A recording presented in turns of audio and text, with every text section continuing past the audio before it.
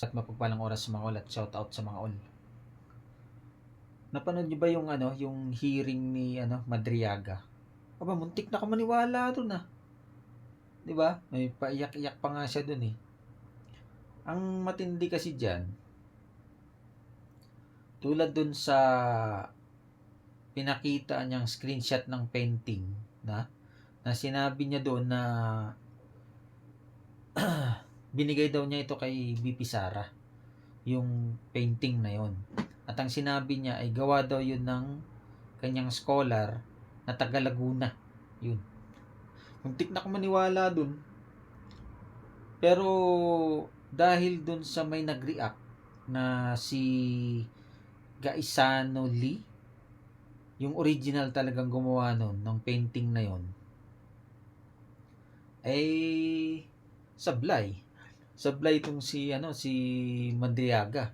Dahil sabi nga ni Ginang Lee, no, ay siya ang may bigay nun kay BP Sara. Yari isa dun.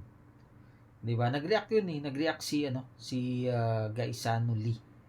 Sinabi nga niya na kasinungalingan ang ginawa ni Madriaga dahil nga unang-una hindi siya taga Laguna. At pangalawa, hindi rin siya scholar ni Madriaga. At isa pa doon nung nagkaroon na nga ng reaksyon itong si Gaisano Lee, nagsalita ang attorney ni Madriaga. Ang sabi niya doon ay honest mistake daw. 'Di ba? Muntik na ako maniwala doon eh. Pero nung kalaunan nung may mga nag-react na, lalo na dun yung may-ari talaga mismo ng painting na yon, painting yan. Biglang bawi ang abogado ni Madriaga. Ang sabi naman honest mistake na pwedeng magkamali. Sablay yun. Sablay na yun, mga ganun. May isa pa dun yung sinasabi niyang nag-unloading sa container nung tinanong siya ng isang kongresista na nakita mo ba nung habang ina-unload ay mayroong alam mo yung hinahalo nga dun sa drugs, no? Nakalimutan ko yung tawag dun eh. Ngayon ang sagot niya, hindi daw niya nakita.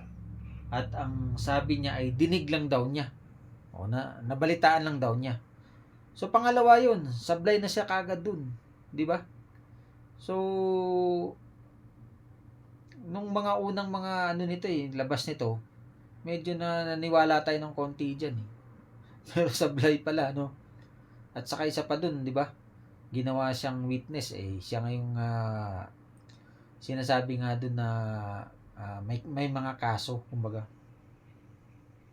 Eto isa pa 'Di ba nabanggit niya doon? May binanggit siya doon na nagdala daw siya ng duffel bag na may lamang pera doon sa Tomas Morato. Ayan, eto meron na nag-react uli, no? Ito ang source natin ay yung News Ngayon. Yan, ito News Ngayon. Ang sabi rito ni Attorney Edward Chico, no? Itong si Attorney Edward Chico, may related to sa sa may-ari nung bar dun sa Tomas Morato, yung Nomu Bar. Ang sabi rito, my husband is the owner of Nomu. So ibig sabihin, yung nagsabi nito ay kakilala nitong si Edward Chico.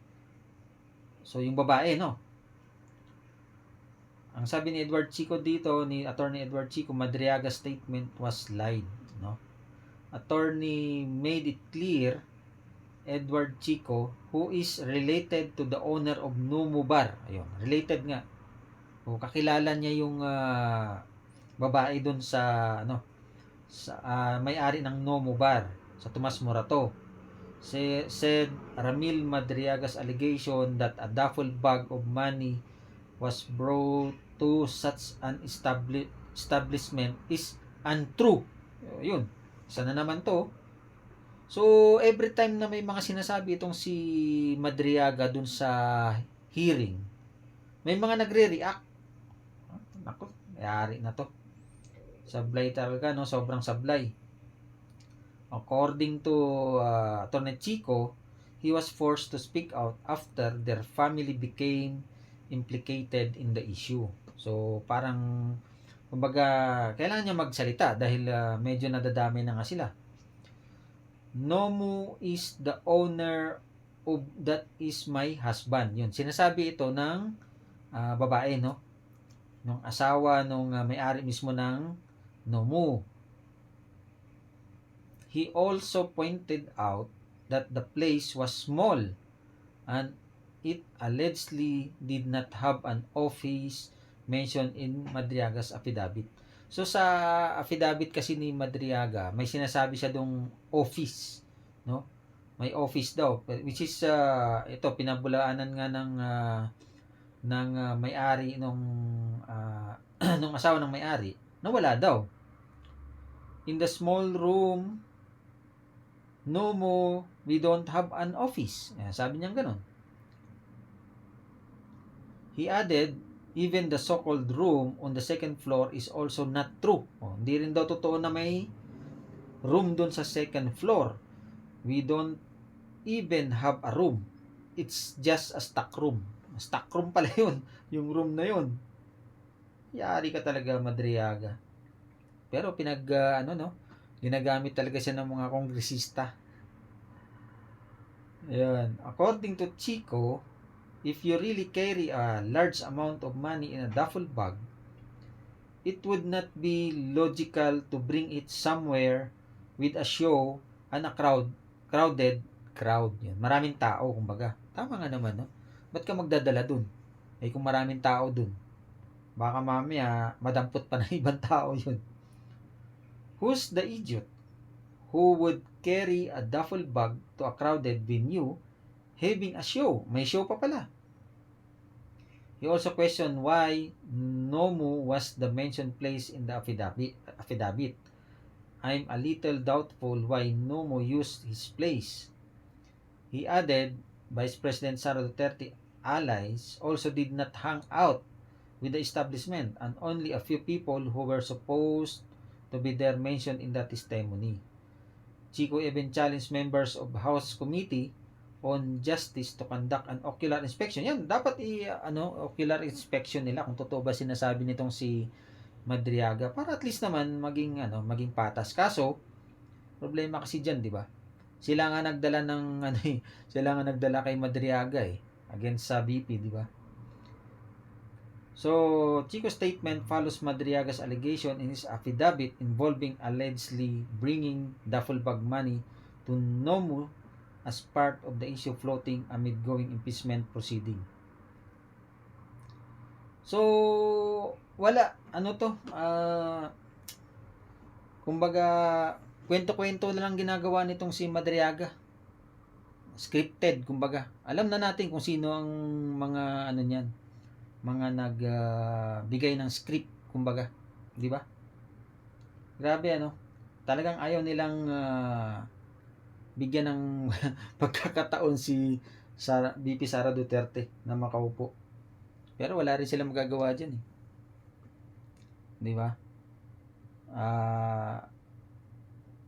Siyempre, magagalit ang mga antay, mga lawan.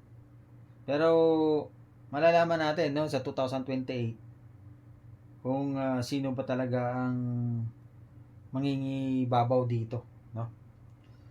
Yan lamang po na napareact lang tayo at actually napaidlip na tayo kaso napadaan sa nabasa natin ito. Talagang ilang beses na sumablay itong si Madriaga.